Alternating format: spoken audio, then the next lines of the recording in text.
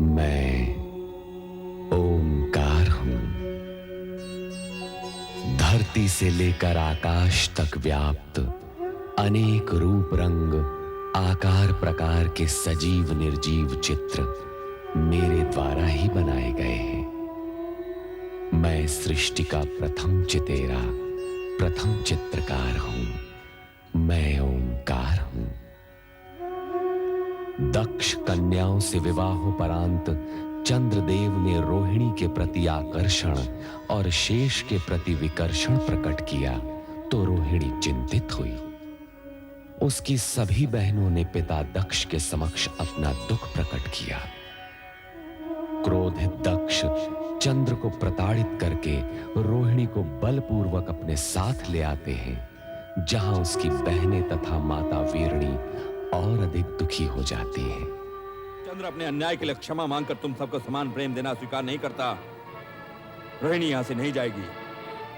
आप तो जानते हैं हमारी जमाता चंद्र कितने भावुक हैं। जरा सोचिए तो, आपने उनके साथ जो किया उससे उनके हृदय को कितना आघात पहुंचा होगा। हम पर इन बातों का कोई प्रभाव नहीं होगा महारानी। एक अन्यायी को उसके अन्याय का दंड मिलना ही चाहिए। लेकिन महाराज, क्या हम इसके लिए शिवजी से सहायता नहीं? महारानी, ये हम बहुत सुन चुके हैं, किंतु हमारा यह निश्चय अटल है कि हम शिव से किसी प्रकार की सहायता मांगने नहीं जाएंगे। तो फिर आप अपने पिता ब्रह्मा जी के पास जाकर विनती कीजिए कि वे स्वयं शिव जी के पास जाकर अपनी पौत्रियों को दुर्भाग्य की छाया से बचाएं। इन कन्याओं के पितामह होने के नाते उनका भी कुछ कर्तव्य है।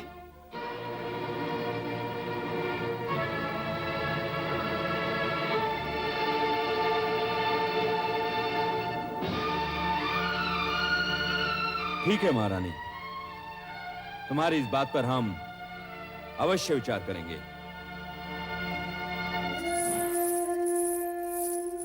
माते, रो मत बेटी, रो मत। मुझे विश्वास है परमपिता ब्रह्मा अवश्य कोई न कोई मार्ग निकालेंगे। रो मत मेरी पुत्री, रो मत। ओम नमः शिवाय। ओम नमः शिवाय। परमपिता, आंखें खोलिए, हम आपसे कुछ कहने आए हैं। आओ पुत्रदक्ष, तुम क्या बात है? मुझे आश्चर्य हो रहा है परमपिता, सृष्टि के रचनाकार होते हुए भी आपको शिव की आराधना करने की आवश्यकता हुई। इसमें आश्चर्य कैसा पुत्रदक्ष? शिव महादेव देवों के देव हैं, उनकी आराधना करना तो संसार के प्राणी मात्र का कर्तव्य है। ये उपदेश आप मुझे नहीं, किसी और को दीजिए परमपिता। मैं आपके शिव शंकर के स्वरूप से भली भांति परिचित हूँ। हम इस विषय में विवाद के इच्छुक नहीं हैं। बताओ, तुम्हारे आने का प्रयोजन क्या है? मैं देख रहा हूँ परमपिता, शिव से संबंधित हर व्यक्ति हमारे लिए बाधा उत्पन्न कर रहा है, हमारी शांति भंग कर रहा है। हम समझे नहीं, तुम किस व्यक्ति की बात कर रहे हो? अपने जामाता अत्रि अनुसुईया के पुत्र चंद्र की, जो शिव के अति प्रिय हैं। क्या किया है चंद्र? चंद्र ने हमारी कन्याओं के साथ छल किया है परमपिता, उन्हें दुख पहुंचा है। इस बात की जानकारी हमें है। अपनी नक्षत्र कन्याओं का चंद्र से विवाह करने से पहले तुमने हमसे तो परामर्श नहीं लिया। हमें पता था कि चंद्र रोहिणी के समान किसी अन्य से प्रेम नहीं कर सकता। यही विधि का विधान है। परमपिता, विधि का विधान तो यह भी था कि हमारी 27 की 27 कन्याएं चंद्र की पत्नियां बने, और उसी के अनुसार हमने सभी कन्याएं चंद्र को सौंप दी। अब जो हो चुका है उसे परिवर्तित नहीं किया जा सकता। तुम बोलो, तुम्हारी क्या इच्छा है? परमपिता, हम चाहते हैं कि आप हमारी कन्याओं को, अर्थात अपनी पोत्रियों को सुखी करने का कोई मार्ग निकालें। अपने आराध्य शिव से कहकर चंद्र को समझाएं कि वो अपनी सभी पत्नियों को समान रूप से प्रेम करे। ये हमारे वश में नहीं है वत्स। किसी के मन की भावनाओं को बलपूर्वक परिवर्तित करना न हमेश है, न भगवान शिव को। भलाई इसी में है कि तुम अपनी सभी कन्याओं को चंद्र के पास भेज दो। चंद्र को अपने कर्तव्य का ज्ञान होगा तो सब कुछ सामान्य हो जाएगा। हम दक्ष प्रजापति हैं परमपिता, एक बार जो कन्याएं पति गृह से लौट आई हैं, उन्हें बिना इच्छा पुनः भेजना और चंद्र से दया की भीख मांगना हम कदापि स्वीकार नहीं करेंगे। चंद्र को हमारे आदेश के आगे झुकना ही पड़ेगा, झुकना ही पड़ेगा परमपिता। ऐसा सोचकर तुम अनर्थ को आमंत्रण दे रहे हो दक्ष। हम तुम्हें सावधान करते हैं, तुम चंद्र पर बलपूर्वक अपना अधिकार थोपने की चेष्टा मत करना। भगवान शिव तुम्हारा कल्याण करें। ओम नमः शिवाय।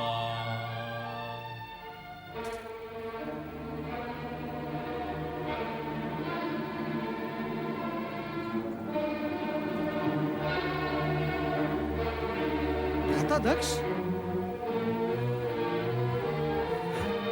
नारायण नारायण। भ्राता दक्ष, आप पृथ्वी का अपना राज्य छोड़कर यहाँ कहाँ भटक रहे हैं? देवर्षि नारद, चंद्र को अपना जामाता बनाने का दंड भुगत रहा हूँ। नारायण नारायण।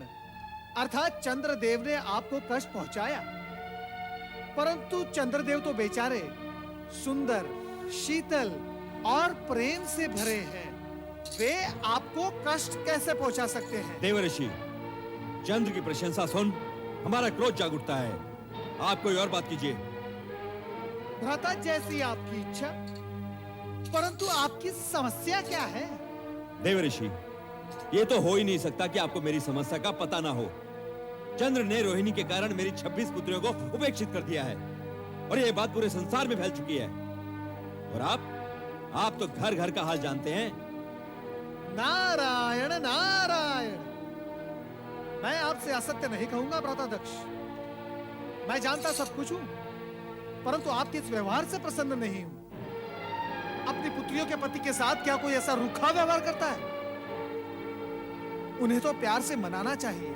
अर्थात आप भी उसी का पक्ष ले रहे हैं देवर्षि। तो ये भी जान लीजिए कि यदि चंद्र चुपचाप अपनी पत्नियों को अपने साथ ले जाकर क्षमा मांग लेगा तो हम भी उसे क्षमा कर देंगे। अन्यथा परिणाम अनिष्ट होगा। जाकर कह दीजिए चंद्र से। नारायण नारायण। धन्य हो भोलेनाथ, धन्य हो। चंद्र और दक्ष प्रजापति की बुद्धि विपरीत करने में जगत कल्याण का मार्ग अवश्य छुपा हुआ होगा। आपकी लीला आप ही जाने। ओम नमः शिवाय। ओम नमः शिवाय। ओम चंद्र, नमः शिवाय।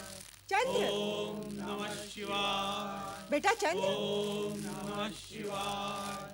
चंद्र, ओम नमः शिवाय। बेटा चंद्र, ओम नमः शिवाय। कहाँ है तू चंद्र? ओम नमः शिवाय। चंद्र तो चला गया देवी। मैंने उसे बहुतेरा रोका, किंतु उसे रोक पाना संभव नहीं था। रोहिणी के जाने से चंद्र के मन को आघात लगा है। उसे यहाँ से नहीं जाने देना था। मुझे तो लक्षण कुछ अच्छे दिखाई नहीं दे रहे देवी अनसुईया। दक्ष का वो रूप, चंद्र का विषाद, लगता है कहीं कुछ अनिष्ट न हो जाए। ऐसा अशुभ न बोलिए स्वामी। प्रभु से प्रार्थना कीजिए कि हमारा चंद्र इस संकट से सकुशल निकल आए। अब तो भगवान शिव शंकर का ही आसरा है। चलो देवी, हम दोनों मिलकर भगवान शिव की आराधना करें। ओम नमः शिवाय। ओम नमः शिवाय।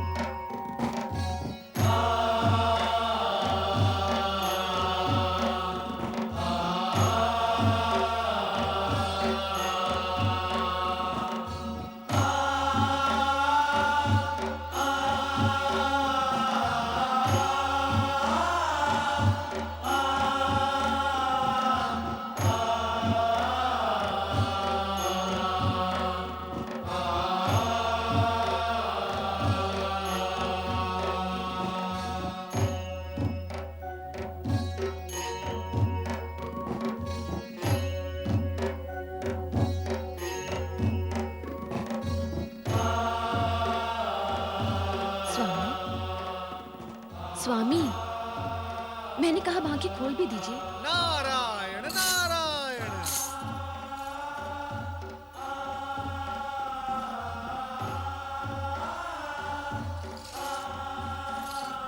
प्रभु, मेरे इतने पुकारने पर भी आपकी पलक तनिक भी नहीं हिली और देवर्षि के आते ही आपने अपने नेत्र खोल दिए। अर्धांगिनी की अपेक्षा भक्त के प्रति भगवान को विशेष सचेत रहना पड़ता है। नारायण नारायण। प्रभु, आपने इस भक्त को प्रसन्न करने के लिए देवी सती को कुंठित कर दिया। कुंठित? मैं? कदापि नहीं। कभी कभी थोड़ी बहुत उल्हाने, थोड़े हास्य, थोड़े परिहास, इन्हीं से तो पति पत्नी का प्रेम बढ़ता है ना प्रभु? तुम्हारा मंतव्य है कि प्रेम के विस्तार के लिए मैं भी ये सब करूं? देवी सती, आपको तो प्रतिक्षण भगवान शिव के निकट रहने का सुख प्राप्त है, परंतु हम भक्तों को भगवान शिव के एक क्षण भी दर्शन हो जाए तो हम धन्य होकर चले जाते हैं। नारद जी, कहीं आपको मुझसे ईर्ष्या तो नहीं हो रही? नारायण नारायण नारायण। देवी सती, ये कैसे हो सकता है? मैं बाल ब्रह्मचारी अवश्य हूं, परंतु मैं विवाह संस्था भी मानता हूं। पति पत्नी को एक दूसरे के नैकट्य का सुख अति आवश्यक है। यदि यही अप्राप्त रह जाए तो बड़े दुख की बात है। आपकी निश्वास कुछ संकेत कर रही है देवर्षि। स्पष्ट कहिए, आपके कहने का तात्पर्य क्या है? यही कि आपकी बहन रोहिणी और उनके पति चंद्र का एक दूसरे के प्रति अति प्रेम और नैकट्य सुख आपकी अन्य बहनों के लिए दुख का कारण बन गया है। देवी सती, आपके माता पिता भी अत्यधिक चिंतित है। हे भगवान शिव शंकर, देवी सती की बहनों के कष्ट के निवारण हेतु कुछ तो उपाय कीजिए। किसी को सुख तो किसी को दुख, ये उचित नहीं प्रभु। प्रभु, आप बोलते क्यों नहीं? इतना तो बताइए कि सुख दुख मिश्रित कथा का अंतिम चरण क्या है? सुख और दुख दोनों ही जीवन में कन्या के लिए उसी प्रकार आवश्यक हैं जैसे स्वाद के लिए नमक और शर्करा। जिस कथा की चर्चा तुम कर रहे हो उसे तनिक आगे तो बढ़ने दो और उसका अंतिम चरण आने तक प्रतीक्षा करो। कैलाश पर देवाधिदेव भगवान शंकर के समक्ष देवर्षि नारद ने माता सती से चंद्र का रोहिणी के प्रति आकर्षण व अन्य पत्नियों के प्रति विकर्षण का उल्लेख किया। माता सती बहनों की चिंता में निमग्न हो गईं। उधर अर्धरात्रि में रोहिणी अपनी शैया पर बैठी चंद्र की स्मृति में व्याकुल है। ये मुझे क्या हो गया है प्रभु? क्या मेरा जीवन उद्देश्यहीन हो गया है? क्या चंद्र मुझे कभी प्राप्त नहीं होगा? क्या चंद्र मेरी सुध ही नहीं लेगा? मुझे स्वयं नहीं ज्ञात कि मैं कैसी विपदा में आन पड़ी हूँ। हे परमेश्वर, मेरा जीवन क्या निरर्थक है?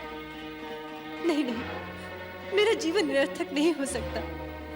मैं इस जीवन को ऐसे ही व्यतीत नहीं करूंगी। मुझे अपने जीवन के बारे में सोचना होगा मुझे। मैं अपने चंद्र के बिना नहीं जी पाऊंगी, मैं नहीं जी पाऊंगी। हे भगवान, तुम्हें यदि सृष्टि रचना करनी ही थी तो मानव क्यों बनाया? और यदि मानव ही बनाना था तो उसे हृदय क्यों दिया? और यदि उसे हृदय देना ही था प्रभु, तो उसमें प्रेम क्यों समोया? ये मेरी सोच से परे है प्रभु। मैं आज तक इसका कारण नहीं जान पाई। मुझ पर कृपा करो प्रभु। मेरे चंद्र से मुझे शीघ्र मिला दो प्रभु।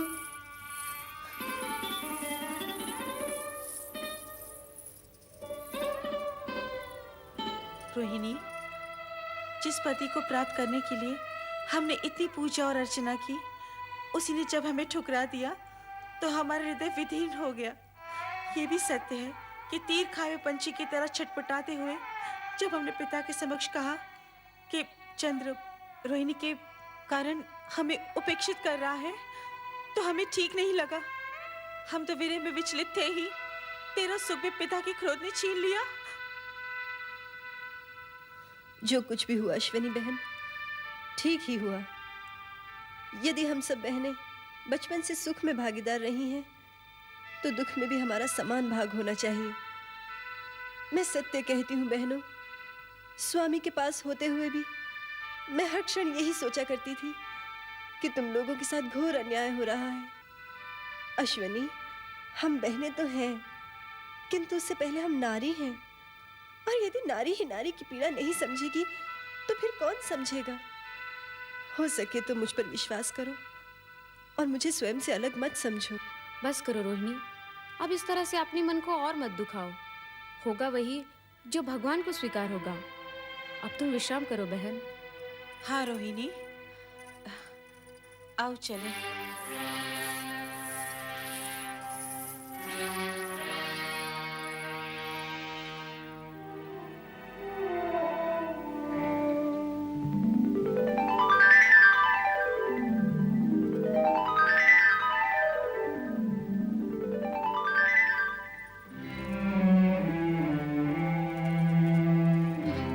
प्रिय, स्वामी आप?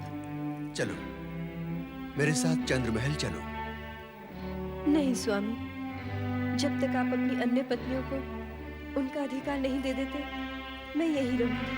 मैं तुमसे प्रेम करता हूँ प्रिय, केवल तुमसे, और तुम्हारे अतिरिक्त ये चंद्र किसी और से प्रेम कर ही नहीं सकता। तो फिर आप मुझे भी भूल जाइए स्वामी। मुझे आपके विरह की अग्नि में जलना स्वीकार है, किंतु अपनी ही बहनों का सुख सौभाग्य छीन लेने वाली नीच स्त्री का कलंक लेकर मैं जीना नहीं चाहती। आप तुरंत यहाँ से चले जाइए स्वामी। तुम्हारे बिना मैं जीवन की कल्पना भी नहीं कर सकता। चंद्र जो दूसरों को शीतलता बांटता फिरता है, आज स्वयं तुम्हारी विरह की अग्नि में दहक रहा है। मैं तुम्हें यहाँ से लेकर ही जाऊंगा रोहिणी। नहीं स्वामी, नहीं नहीं नाथ, नहीं, ऐसा मत कीजिएगा, अनिष्ट हो जाएगा। आप मेरे पिताश्री के क्रोध से अवगत नहीं। यदि उन्होंने आपको यहाँ देख लिया तो न जाने क्या होगा। मुझे छोड़ दीजिए स्वामी, छोड़ दीजिए। चंद्र, तेरी ये उदंडता, नीच पापी, छोड़ दे मेरी पुत्री को। ये मेरी पत्नी है और अब आपका इस पर कोई अधिकार नहीं। पत्नियां तो यहाँ तुम्हारी और भी हैं, ले जाना है तो सभी को ले जाओ। विवाह मात्र शरीर के साथ फेरों से नहीं, मन के वर्ण करने से होता है, और मैंने मात्र आपकी इसी पुत्री को मन से वरा है। चलो रोहिणी। ये हट छोड़ दे चंद्र, नहीं तो मैं तुझे श्राप दे दूंगा। नहीं पिताश्री, ऐसा अनर्थ मत कीजिएगा। तो कह अपने इस पापी पति से तुझे तत्काल छोड़ के यहाँ से चला जाए, नहीं तो मेरे क्रोध की ज्वाला इसे भस्म कर देगी। चंद्र अपनी रोहिणी को लिए बिना यहाँ से नहीं जाएगा। यदि ये तेरी हट है तो सुन, अपने जिस पौरुष और सुदर्शन व्यक्तित्व पर तू फूला फूला फिरता है, उसे क्षय रोग नष्ट कर देगा, नष्ट कर देगा। ये मेरा श्राप है।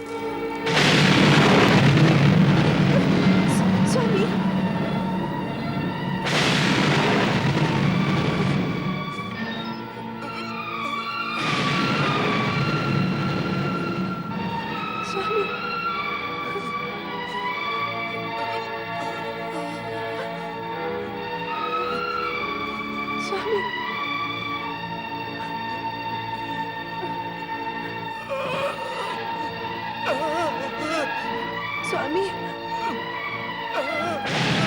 स्वामी, स्वामी, स्वामी, नहीं स्वामी, नहीं स्वामी, आंखें खोलिए स्वामी, स्वामी, नहीं स्वामी, स्वामी, स्वामी,